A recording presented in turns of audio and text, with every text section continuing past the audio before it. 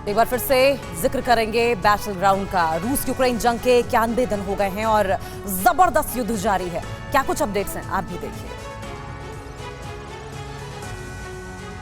निशाने पर जो आएगा खत्म हो जाएगा। रूस का तेज और धुआंधार वार जारी है। यूक्रेन के साथ जारी युद्ध के बीच जायटसेंट एस ऑटोमेटिव राइफल का इस्तेमाल किया जा रहा है। 152 mm के ऑटोमेटिक राइफल से यूक्रेनी बलों के ठिकानों पर लगातार सैन्य ऑपरेशन चलाया जा रहा है। इस रूसी मिशन में कई ठिकानों को बर्बाद किया जा चुका है। यूक्रेन के NMD क्षेत्र में रूस के सशस्त्र बल 152 mm हॉवित्जर का भी धड़ल्ले से इस्तेमाल कर रहे हैं। रूसी संघ के रक्षा मंत्रालय ने ये वीडियो जारी किया है। रूस यूक्रेन युद्ध जमीन पर ही नहीं, समुद्री इलाकों में भी आर पार की जंग जारी है। DPR सेना की 9वीं मरीन रेजिमेंट, जिसने मारियुपोल में कहर ढाया था, एक बार फिर से एक्शन में है। रूस हमले का कोई मौका, कोई हथियार इस्तेमाल करने से नहीं चूक रहा। रूसी multiple launch rocket system NK-57 तूफान के जरिए यूक्रेनी सेना पर कहर ढा रहा है। इस बीच T-72B3 के विस्फोट के जरिए रूसी सैनिकों ने खदानों पर कब्जा करना शुरू कर दिया है।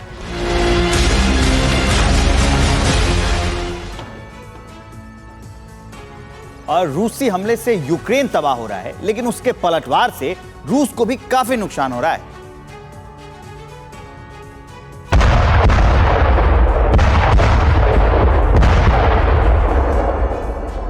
रूस और यूक्रेन कोई झुकने को तैयार नहीं। 91 दिन के युद्ध के बाद भी टैंकों ने आग उगलना बंद नहीं किया है।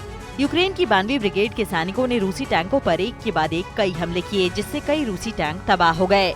यूक्रेन की 54वीं ब्रिगेड के सैनिकों ने स्टुगना पी से मानिका में सटीक निशाना लगाया, जहां एक खदान क्षेत्र में रूसी टैंकों ने धावा बोल दिया। यूक्रेनी सैनिकों के निशाने पर जैसे ही रूसी टैंक आते हैं, धू धू कर जलने लगते हैं।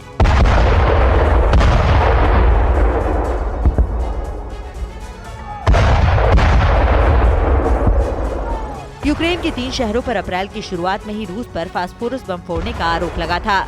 इनमें मारिंका भी शामिल है, जहां आज भी कई लोग घायल हैं। इस इलाके पर रूस ने अपने कब्जे होने का दावा भी किया था, लेकिन पकड़ ढीली होने के बाद अब वो इस इलाके पर फिर से दोगुनी ताकत से हमले कर रहा है।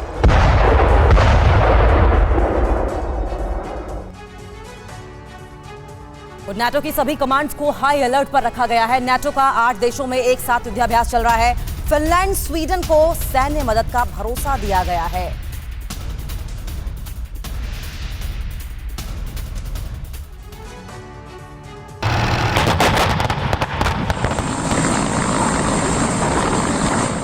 यूक्रेन पर रूस के आक्रमण के बाद नाटो ने अपनी सभी कमांड को हाई अलर्ट पर रखा हुआ है। लगातार सैन्य गतिविधियों को बढ़ा रहा है। रूस से तनाव के बीच नाटो के 20 देश एक साथ 2-2 युद्धाभ्यास कर रहे हैं। पोलैंड की सेना ने एक बयान में कहा कि 20 से अधिक देशों के 18,000 सैनिक डिफेंडर यूरोप 2022 और स्विफ्ट रिस्पॉन्स 2022 अभ्यासों में लग रहे हैं, जो पोलैंड और 8 अन्य देशों में आयोजित हो रहे हैं। ये अभ्यास 3 दिनों तक और चलेगा।